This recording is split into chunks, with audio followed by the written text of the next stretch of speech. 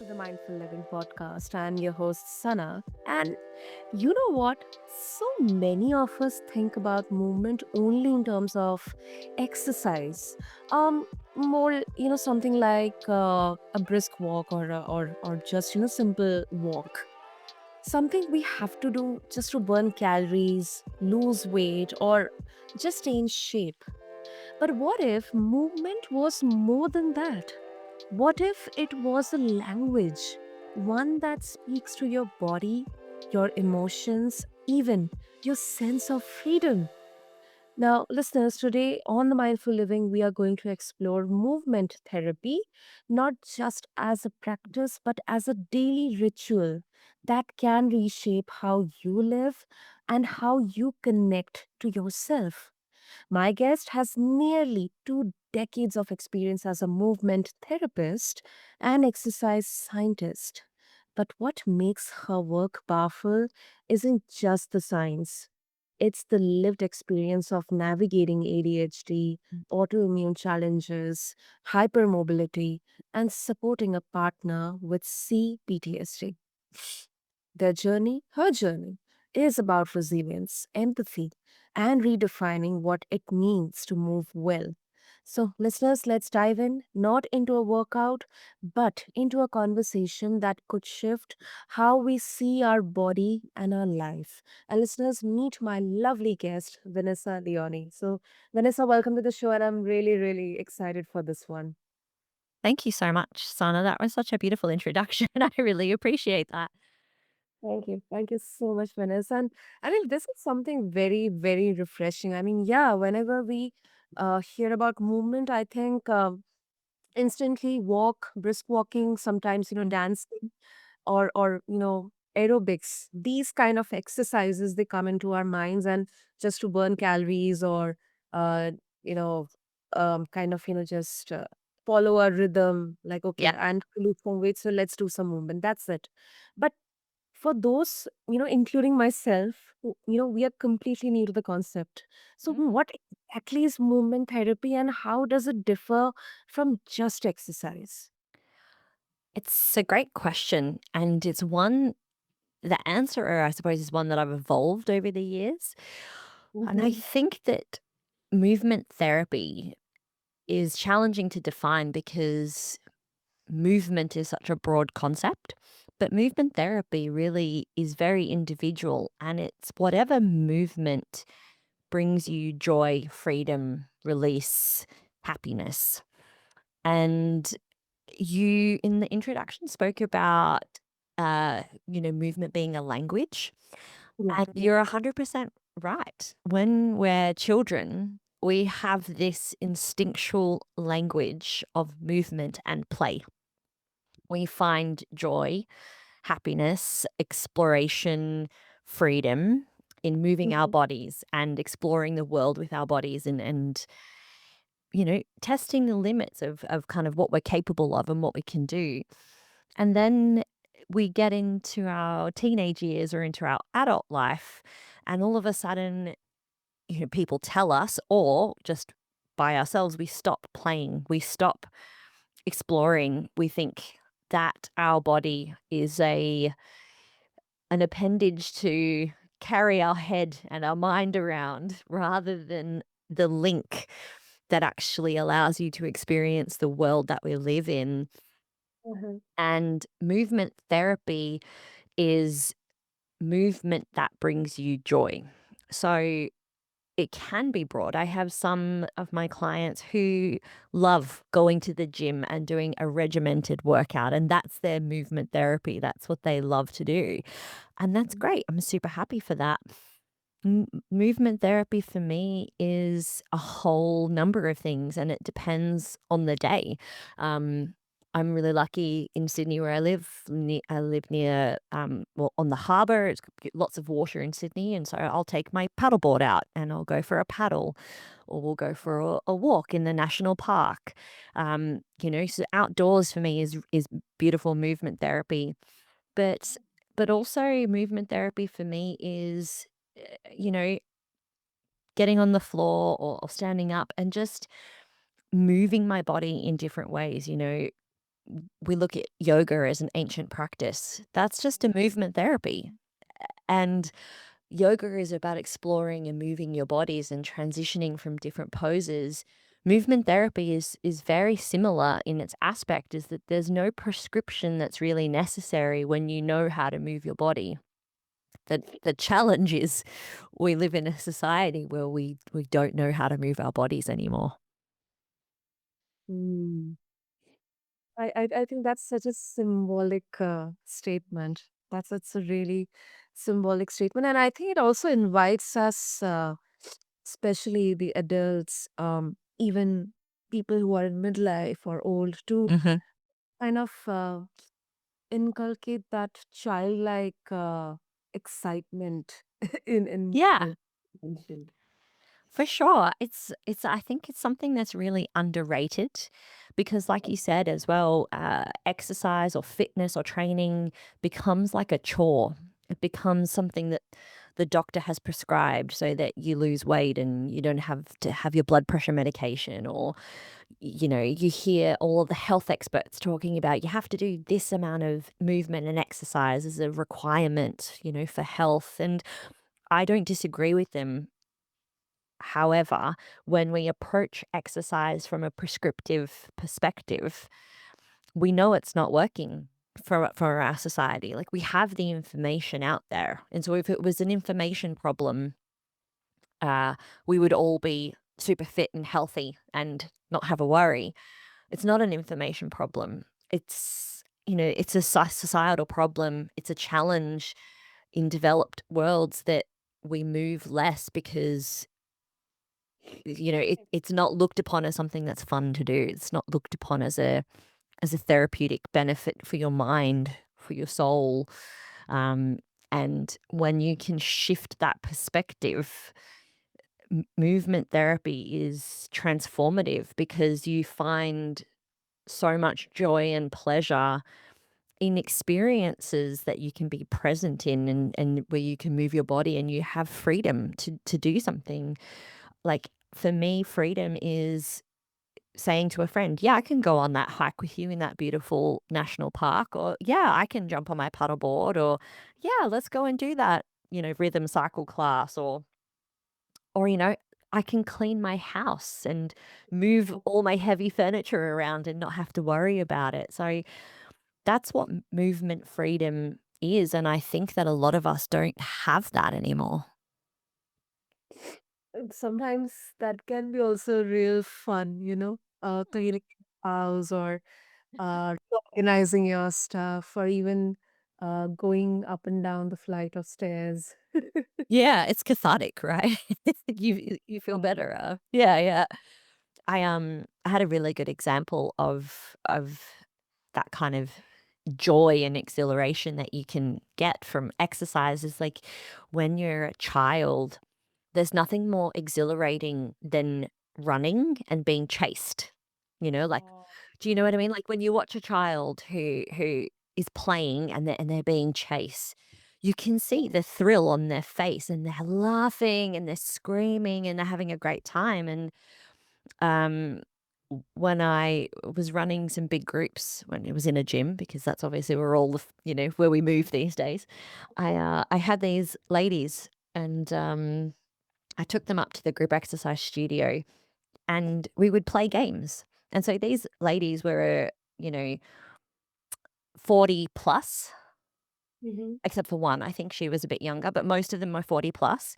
And I remember one of the games that I got them to do was they each got like a really long foam roller, and I had a really squishy ball, like a Pilates ball, and I made them like little goals. And I said you had to try, like in teams of two, to get the ball between the goals, and the foam rollers were nice and squishy, so they could kind of like whack each other with them. And for the first 30 seconds, they looked at me like I was nuts.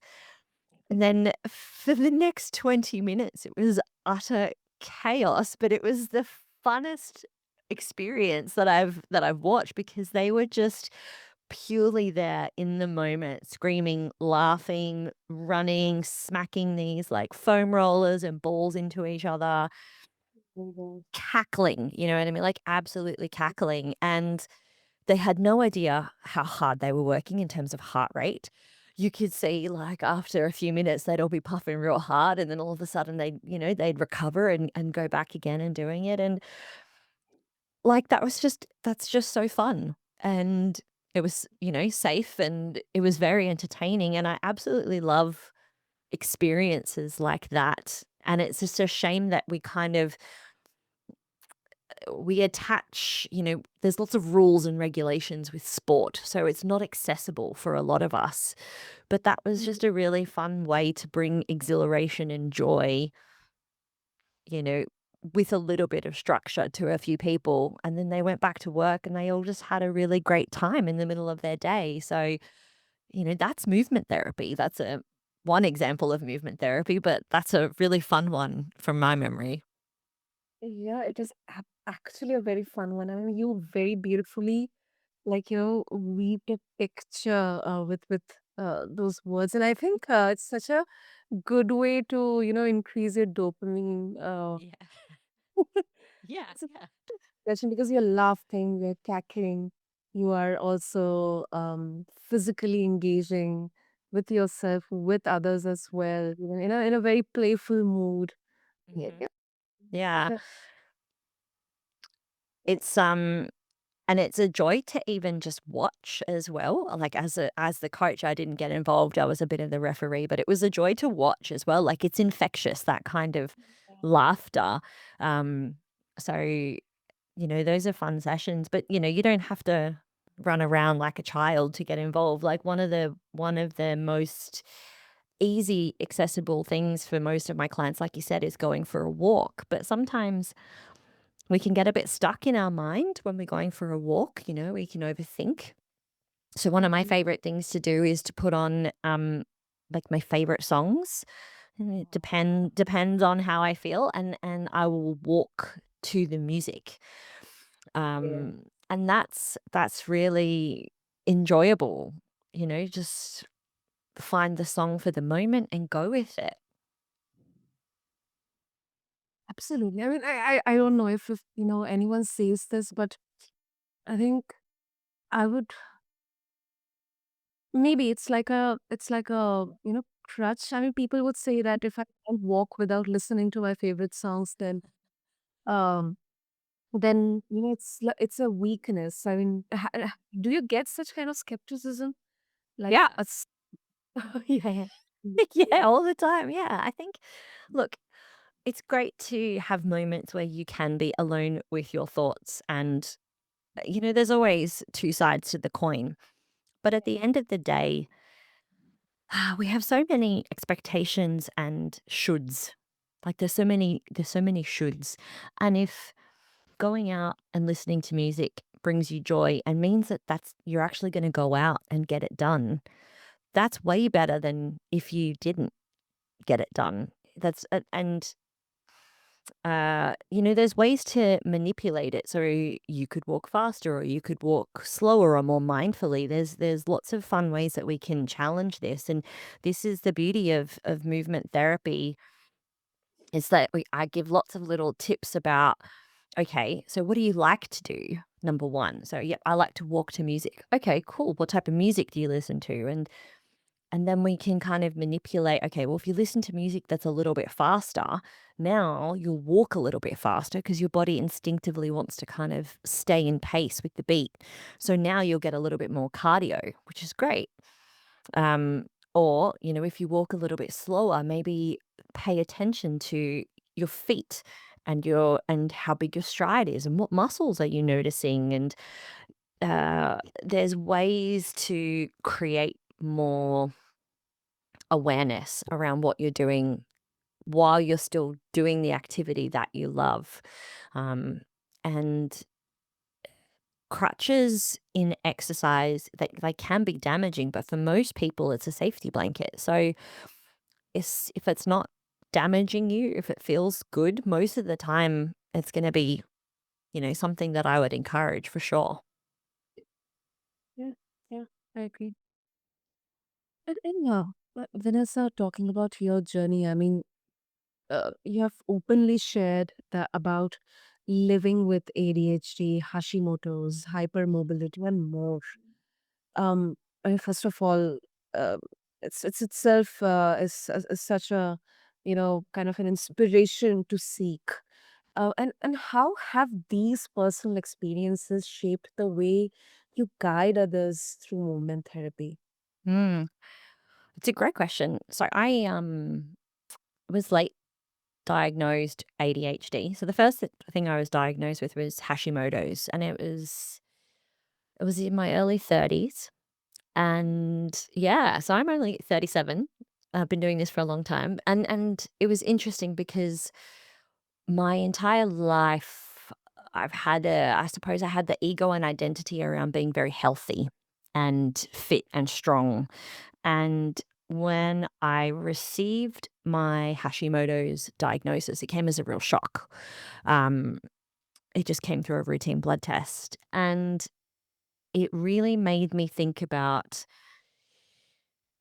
I questioned a lot of those healthy practices and how I could further some of them, or if some of them were not as healthy as I had originally thought. And I was just in a cycle of really pushing really hard with exercise, with work, taking on way too much, and then burning myself out and not being able to move or do things. And I suppose the diagnosis of Hashimoto's really solidified in my mind that I needed to change that practice, because I think that the practice of working too hard and pushing yourself is very common, it's very normalized. Um, and Hashimoto's was a message from my body to slow down and look after myself more. And it took time, but I did. I slowed down the intensity of my exercise. I slowed down the intensity of my work, and I focused more on movement and enjoyment and listening to my body, connecting with my body, and diving into alternative practices. And so I think the Hashimoto's coming first was very useful for me long term, and I had a couple of ups and downs with some very fascinating uh flare ups, I suppose is what we call them, during that time. I had a flare up once. This was linked to my hypermobility, which I've known about my entire life, but I can go into a little bit more detail. But basically, my joints are very flexible, so I have trouble with dislocations, as you heard, Sana, because I had to shift this podcast for a rib dislocation earlier this week. So basically, my joints have a lot more space; they can move around very easily, which is very injury prone. So in this instance, my Hashimoto's wasn't under control, but I wasn't aware of that because I didn't wasn't really getting any symptoms. And I dislocated my knee. And I thought, oh, okay, like this hurts. I dislocated my knee. But after a few days, the pain was gone. And so I didn't really think much of it. But then what had happened, that pain response triggered an autoimmune reaction in my body. And this autoimmune reaction attacked an old injury that I'd actually never been treated for. And I had these old tears at the bottom of my feet, like right at the bottom of my feet, right where like my toes meet the balls of my feet. And I got intense swelling and intense nerve pain from the swelling.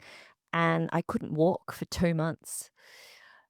And no one knew what was happening. I had many and multiple tests for several weeks with many doctors until finally a physiotherapist who I knew could figure it out. And it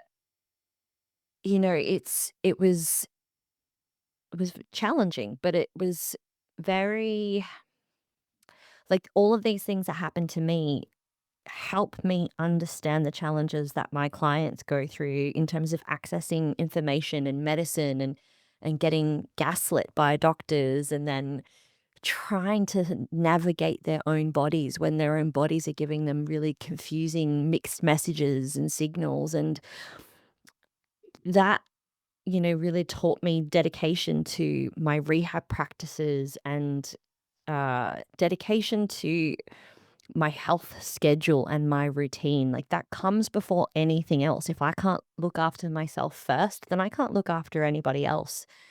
And I'm, big on on looking after other people. That's basically my whole life work.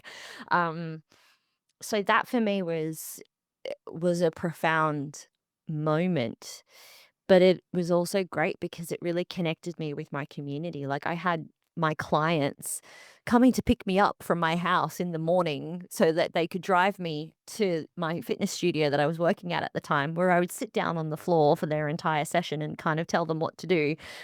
I'd have a few sessions and then my last client would drop me back off at home. So it's it's amazing when things happen to you and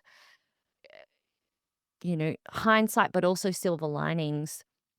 Everything in your body is a message, and it's just whether you choose to pay attention to those lessons and what those lessons can teach you and others. Um, Hypermobility is fascinating because it's very unknown, and it's something that's been coveted by dancers and gymnasts and potentially yogis in the past for being very flexible, or people might call it double jointed. But it comes at a pretty intense cost in your body, and this is a topic that I have, like, dived into, obviously from my personal experience, but just seeing so many other people battle with it and find challenges. So movement therapy and my experiences have taught me that science isn't everything, and movement, even the smallest movements, like when I couldn't walk for 2 months, all I could do was lay down on the floor, and I called it no feet Pilates, basically, as I had to do all of my workouts without using my feet. So I had to really think about how I was gonna introduce movement into my body in a specific way. But when you can't move, when you can't drive your car, when you can't walk around the house, any movement that you do is liberating and freeing. And and it's not until something gets taken away from you that you realize how much you missed it. So what I want to encourage people is to, hopefully we don't have to get movement taken away from us to understand how liberating and freeing it can be to move your body.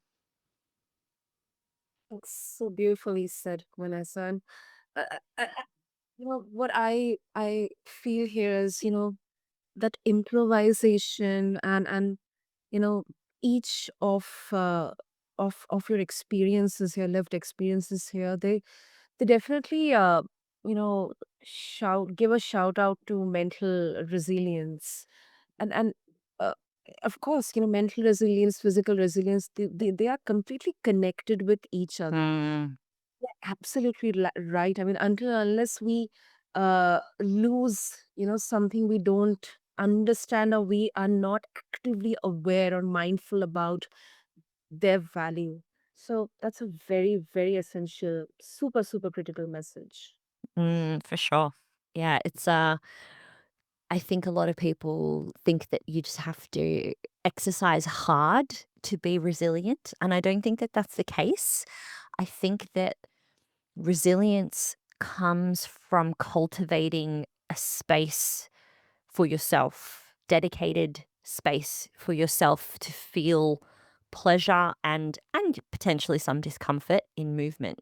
So yes, there's resilience in being able to push yourself a little bit, but there's resilience in knowing that your body is capable of many things and that you're able to find something in your body when you move it as well. So I think that there's two sides of that resilience coin, and people often think that resilience only comes from pushing yourself, whereas I think that resilience also comes from self compassion and knowing that you can take it slow to move forward as well.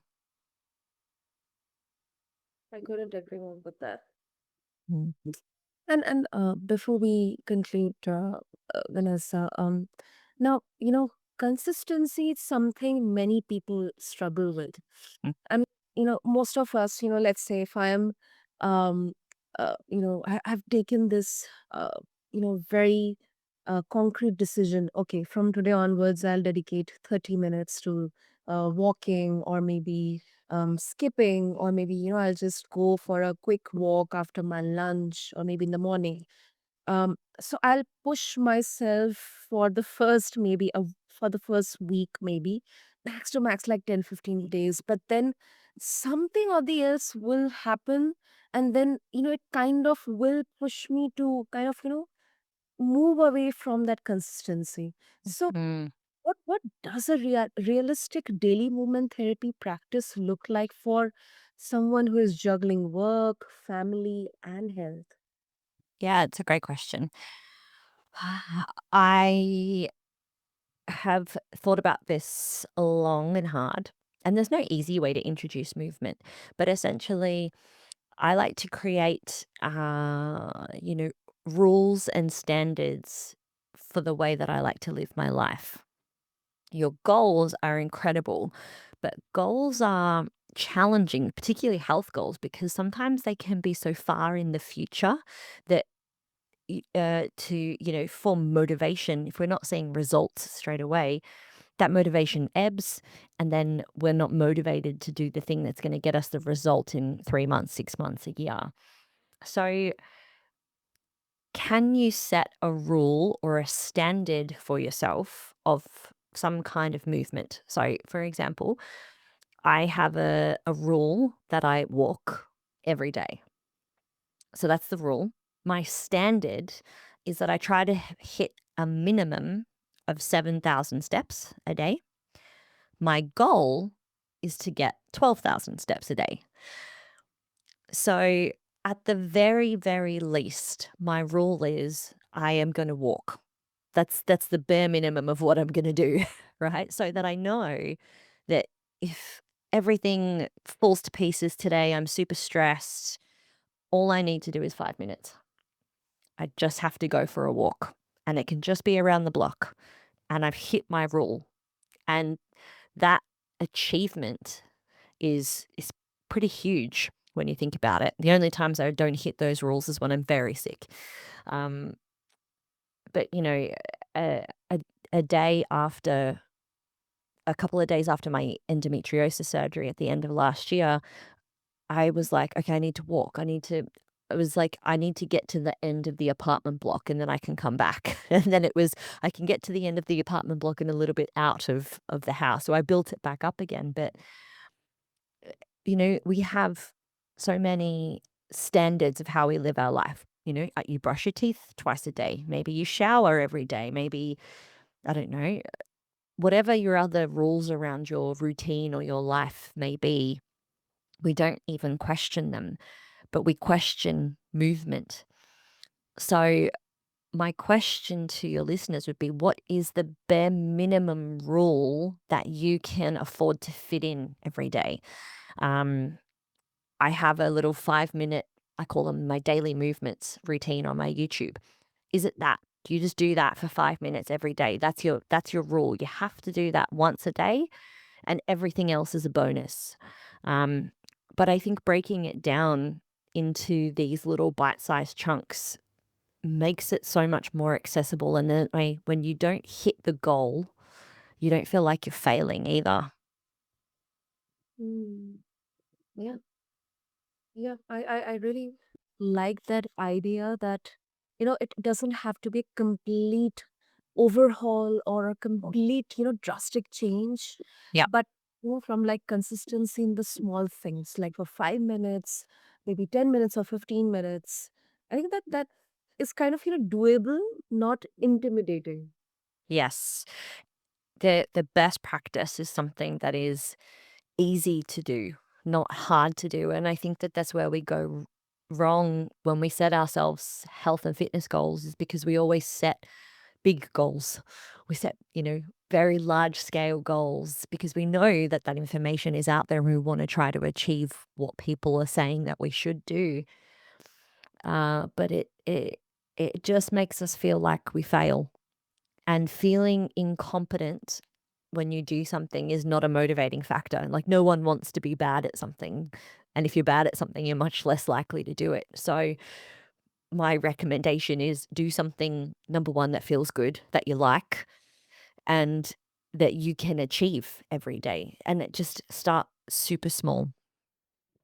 Yeah, that's so true. And I have so many, and this is not any specific exercise, but in the general daily chores, like made into some kind of fun activity, like maybe I'm cooking, I'm like running here and there, washing or maybe cleaning, or Yep. just dedicating 1 hour of the day for uh you know cleaning and my house, and your body actually responds, because I've observed that for a 1 month continuously, because that was the time when I had no specific dedicated movement Mm. or exercise.